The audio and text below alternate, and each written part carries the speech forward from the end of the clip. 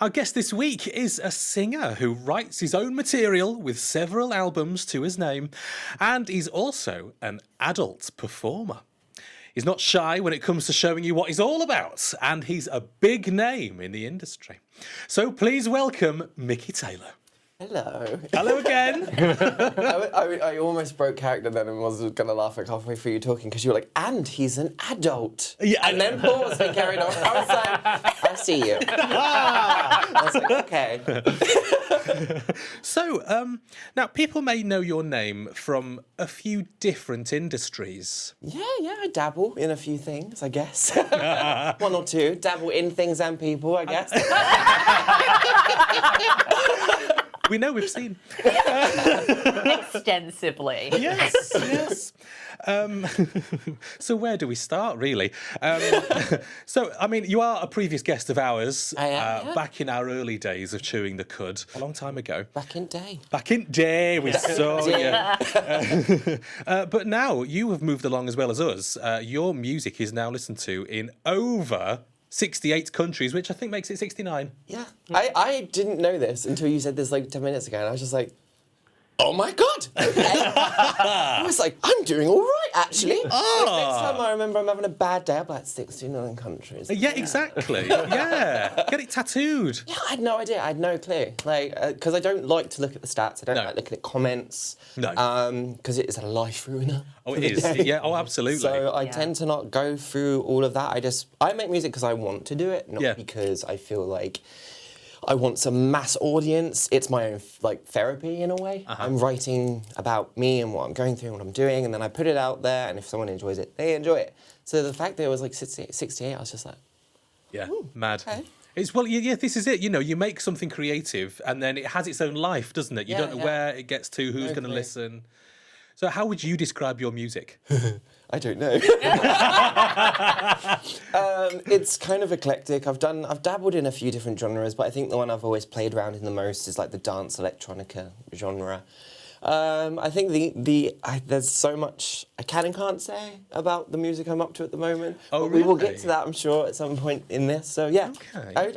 I like the dance genre. I like the electronic genre, and I think that's kind of where I sit comfortably. Anything that can kind of give them like a, I don't know, my lyrics are kind of moody, but the sound's always up-tempo and joyful. Like the one I always describe is, you know, Sia, Titanium? Really? The most miserable lyrics on the planet when you read them. They're about, like, self-harming, they're about alcoholism, addiction, but when that song comes on, who isn't up in the room losing their minds? And you forget, like, what that is, and you're kind of dancing out the words and the stress from what she's saying. So that's kind of where I'm going with the new sound and stuff. Yes, a new sound. There is a new album on the way, isn't there? Yes, there is. And it's called Troubles. It is. How would you describe this new sound then? Troubling. Oh, wow. No, it's been a weird slug because I remember last time I was here, I was still telling you guys about doing this album. Wow. And that was 3 years ago. Oh, my God. So it's been a long slug. I've actually recorded this album 3 times. Have you? Wow. Over 82 songs. Yep. And over 10 different producers. Wow. So we'd record it, I'd do it all, I'd listen to it, and I'm like, it's not what I want to say. Throw it away. And then we did it again, and then I was like, it's not where I want it. Throw it away. Yeah. So that's happened quite a few times. There's been songs that have been taken back from the grave, and we've put them into the new sound, or tweaked them and played with them. But yeah, it's been a long slug. I guess the whole album, like, I've changed so much in that time, and I kept changing in different ways, and then when I was changing, I was looking back at the album and going, this isn't me anymore. So I needed to kind of figure out what is a long-lasting sound that will always be me, like, existentially, and like everything else. Yeah. So yeah, I think I finally found it, and I guess that sound is going to be a troubled one. So we'll see. Because the thing is, I guess, that you still want to be able to play this album in 10 years' time and think, yeah, that's still good. I mean, I never play my own music just because it's so cringy. I was in a nightclub in London recently, and they saw me walk in, and they played my song. No I've never way. run so fast in my life. And I'm pretty sure if you go onto the cameras and just film how fast I ran out that room, I'm pretty sure it was a 100-meter sprint, and Usain Bolt does not have the record anymore. Because I zoomed out of that room. Like a Mickey-shaped hole in the Yeah, wall. there was like a Looney Tune dust cloud as I had left. Oh my god. I can't listen to my own stuff. I find it so cringy, and like there's such an egotistical thing about that as well. I feel like if you're just sitting there listening to your own stuff, it'd be like if I sat there and just watched my own porn all the time. Well, How weird would that be? Like, Yeah. how much do you have to love yourself? Like that much? yeah. To be like, oh yeah, let's watch me again. Like, no, I was there. I know what happened. Do you look back nostalgically on porn shoots that you've made and think, oh, I remember that. I had a good time with that one. I had an amazing time actually recently. I was just in Barcelona filming a movie scene. Oh, yeah. You'll see when it's out. Not a Rudy movie. It's a Rudy movie. It is a Rudy movie, but okay. a full movie, Rudy. Oh, a 90-minute? Yeah, so we worked on something kind of very special and very cool, and I think that everyone will be very excited about what we've been up to. Oh. But yeah, I do have such a nostalgia for this industry, and it's given me everything I have now, including being able to do things like this, and being able to release music and kind of travel and see the world. It gave me a platform and a voice, and I was lucky to be able to push that into other mediums. So I'm always going to have a beautiful nostalgia for this industry, and I will be in it for as long as I can be in it while doing everything else, because I know that there is now coming a time where people are like, you should maybe think about quitting that side of what you do because the other side is going like this. And I'm just like, but can't I do it all? Yeah. Like, can't I just do all of that? So it's going to be a juggle this year to figure out how it's all going to formulate. But if I can hold on to all of it, I would love to. I think, though, with how you've channeled your career and all the different paths that you've gone down, I think it's really admirable the way you've done it, because I've seen your videos and everything like that, and I do love that you actually put that sexuality and that sensual side into that particular medium, and it resonates really well to a point where it's like, you're right, why is it that you have to stop one thing in order to do something else? Why can't it kind of come together? No pun intended, and kind of like create something that is something new and something fresh, where other people can go, actually, I can do that same type of thing, and I can still channel that creativity and that liberated self-expression into so many different avenues. So I just think it's fantastic what you're doing. Thank you. Oh, don't know what to say. Oh, thank you.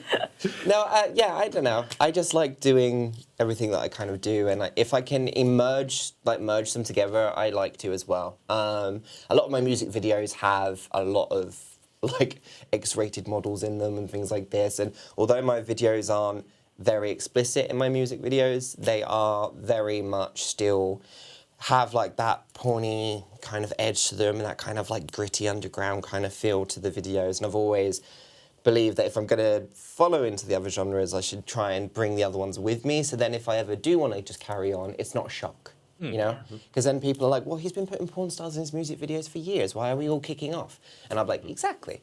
Whereas if I just suddenly stopped doing them, they'd be like, well, how dare he? You know what I mean? Someone will kick off and be like, he's abandoned us. Yeah. So and I would never, ever, but that's why I like bringing every medium kind of into a mixing bowl of whatever I can kind of create for something.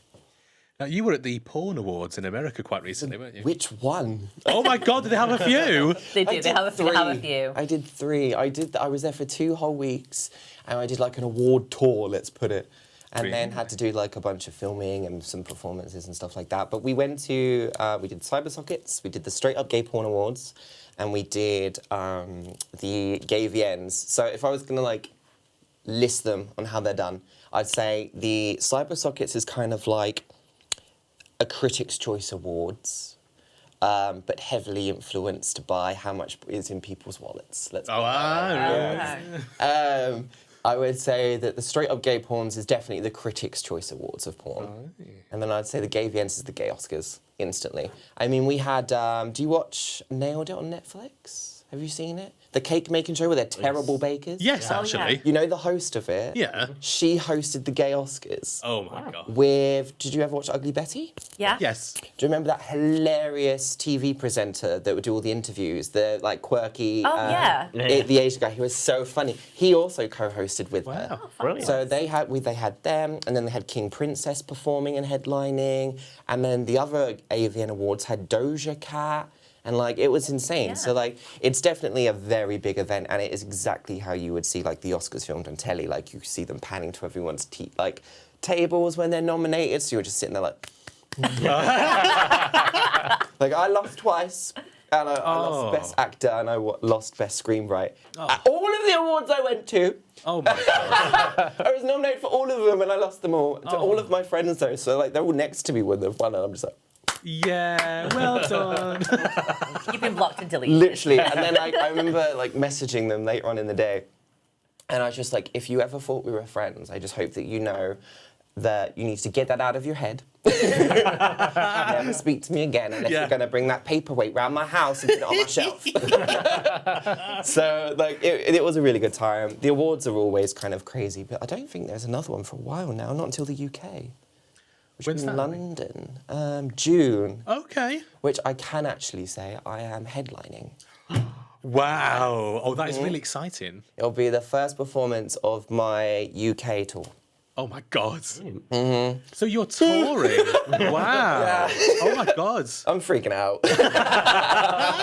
Everyone's like, you're touring again? I'm like, and then they're like, what are you doing? And I'm like, I don't know. How are your fans with you? I mean, they must be so supportive. It's weird, especially because obviously we were just in America and I'm doing all the awards, but then I'm at the award shows and people are like, Mickey, I'm like, yeah. And then they're all singing my words at me. I'm like, I'm on an award show for porn. No, no way. Like, this ain't the Oscars, bugger off. So it was very, like, I remember there was one time we were out in a club and I was with, do you know Raya Latrey and James Majesty? Like, very famous drag queens. Yeah. Very dear friends of Dracula. mine. Yes, Dracula. Yes. So I was with James Majesty and Taylor Rain, and we're all sat there, and we're all drinking and having a very wonderful time. And then these two people run over to us. I was like, oh, here they come, they're for James.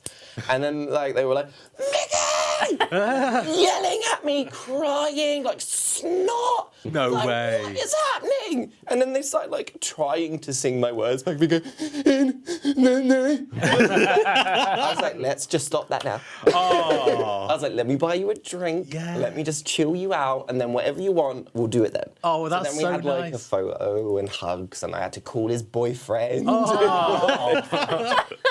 Oh, that's so nice. Yeah, they're really sweet. I've never really had bad encounters. The only time you ever see those things is like the social media keyboard warriors. Oh my god, And the only yeah. time I ever get that is about my sexuality. Like, it's never about my work. Because I came out as pansexual about 2.5 years ago. Okay. And when I did, that was it. I had people going, you should renounce the word gay, never say the word gay again, get it out of your mouth. Like, how dare you be a gay for pay model and, like, fleece us for all that we are. I was like, I'm engaged to a man. Yeah. I was like, just because I also have sex with women and trans men and women, it hasn't changed anything. I am still a member of the queer society. Yeah. And I'm still advocating for exactly what I did before. I'm just not using the G word anymore. Yeah. You know what I mean? Because it doesn't associate with me anymore. Used to, not anymore. I found my spectrum is a bit more fluid. But the rubbish that people will say about you, like, it's insane. If they were right in front of you, I doubt they'd say that. Exactly. Exactly. Yeah. It's absolutely wild. There's such a stigma with like anyone that's bisexual or pansexual these days, I'm finding, and it's getting worse, and it's becoming not from straight people either. It's weird, isn't it? Because I mean, the LGBT community would get lambasted for being out of the You're norm. going to have to explain what that word means. Lambasted. Well, I was trying to figure out. You have to remember what I do for a living, No, I know. darling. I don't do it because I'm clever. Yeah, well, I was going to say another word, which was a swear word, but I chose not to, just to save you. But slagged off, for being different and being out of the norm. It's absolutely ridiculous. Yeah. Like, it's so bad. And like a lot of my fashion is very out there too. Like, I'm in a dress at least once a week. I'm in corsets and doily looking outfits, you know what I mean? You've got an amazing sense of fashion. Thank you. But you know what I mean? It's one of those things where I will always get crap for that too. Because now, because I've come out as pansexual, people think I'm now doing it as a gimmick to stay in the queer community. I'm like, does no one understand? Like, I've been around for years. Yeah. Like, I am totally a member. I have the gay card. I have all the cards. I picked them all up, and then I went, I don't need that one anymore. I don't need that one anymore. Yeah. I'm that one. Do you know what I mean? That's all that's happened now. I've just evolved as a person, and I know more about who I'm going to be for the rest of my life. I didn't realise that would be such a controversial, horrible thing to do. Yeah, it's not like it affects anyone else. If it causes that kind of controversy, you're doing something right. Exactly. Because it's getting people talking, and it's getting the backs up of people who are being ignorant and being discriminatory and have nothing else to say other than just to attack you as a person because they've got nothing else to go off. So, but it's never from straight people either. It's never. It's always from the gays. I love them. But they love to hate internally, don't they? Like, if they can find a subgroup somewhere, like, no! It's wild. But, you know, like, I'm still going to keep doing everything that I do, and I'm still going to keep pushing for their rights and mine. Yeah. So if they aren't fully happy with that, that's cool. But I'm going to do it for all the other people that are, so...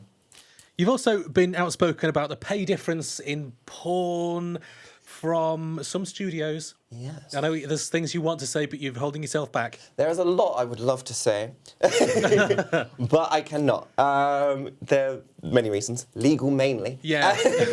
Yeah, thanks. I did like a couple... basically, what was happening was... when you go to the US and you can go and film, or they have companies that come over here and film you, you're getting paid anything over £500, but usually you're getting paid about 1,000 to 2,000. The little studio is obviously about 500. Take a wild stab at how much you get paid in the UK. Go on, try. Oh my God. Go for it.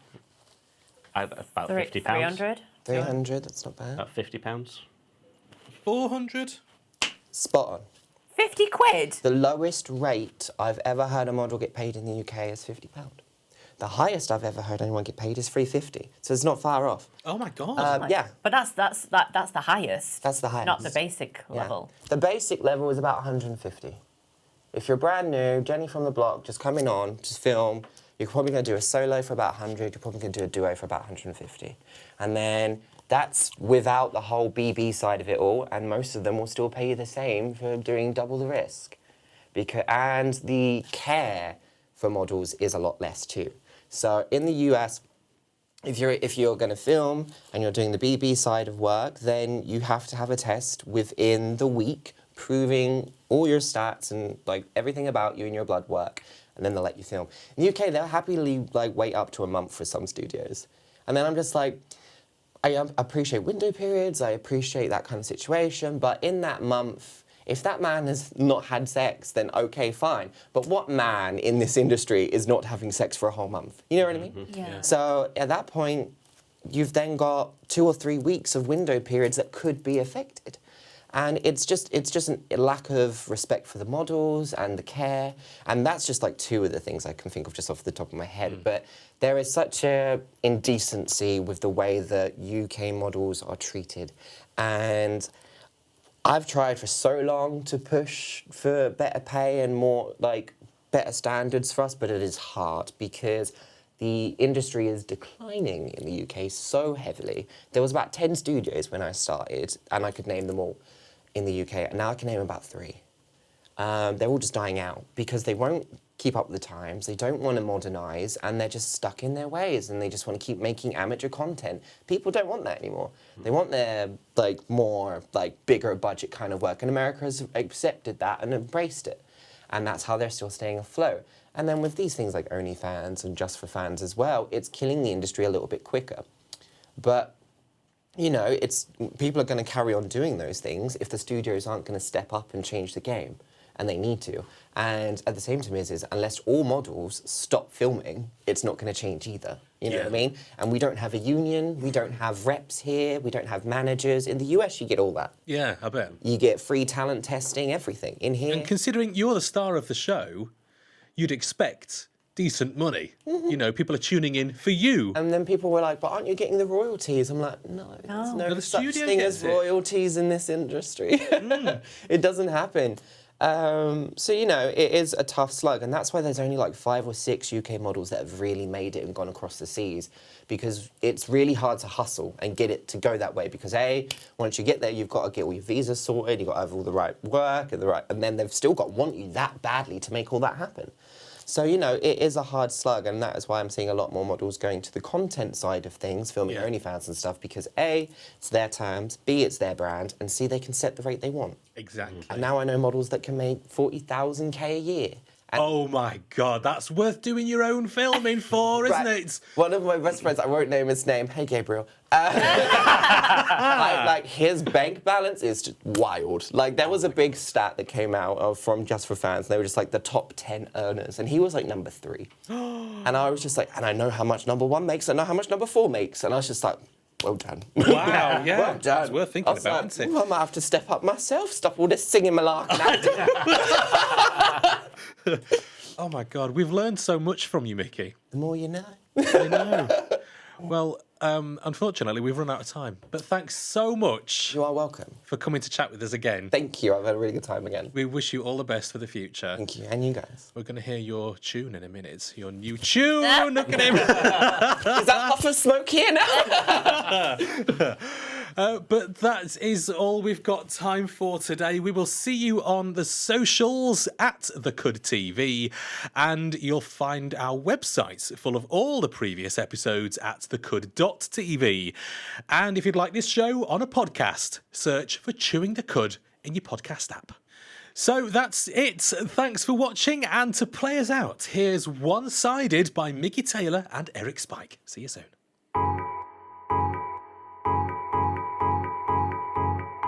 I can't keep on living like this, it's always one-sided, it should be more divided. I can't keep on living like this, it's always one-sided, it should be more divided. Yeah.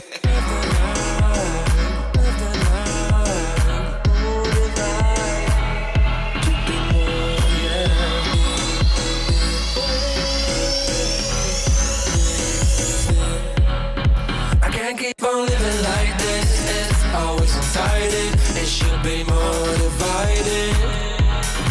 I can't keep on living like this, it's always one-sided, it should be more divided. I can't keep on living like this, it's always one-sided, it should be more divided. I can't keep on living like this, it's always one-sided, it should be more divided. I can't keep on living like this. Pay our rent, boys and girls. Donate at thecud.tv/support.